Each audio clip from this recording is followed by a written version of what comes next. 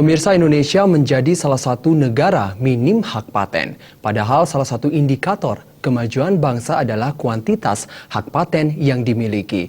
Oleh karena itu, pemerintah harus mendorong dan membantu warganya mematenkan karya yang telah dihasilkan.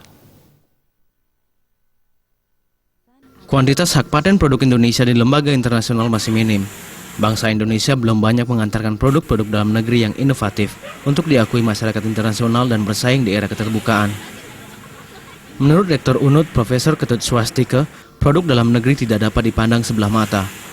Anak bangsa harus didorong secara simultan supaya terus berinovasi dalam menghasilkan karya yang diakui lembaga-lembaga internasional. Peningkatan kuantitas hak paten sangat membantu daya saing Indonesia dengan negara-negara inovatif seperti Tiongkok, Jepang, Jerman, dan Amerika Serikat.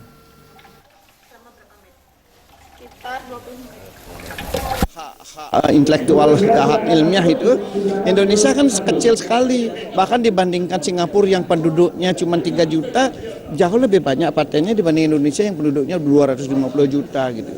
Nah, ini harus dikejar. Paten hanya bisa dengan riset. Nah, paten ini di kemudian hari yang bisa, ini kan paten salah satu indikator inovasinya.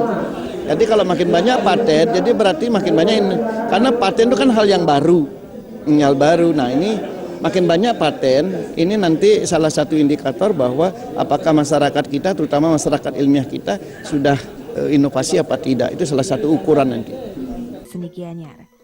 Adakah sesuatu yang unik yang Indonesia sebagai negara yang besar diharapkan tidak kalah saing dengan negara-negara lain yang telah memiliki banyak hak paten.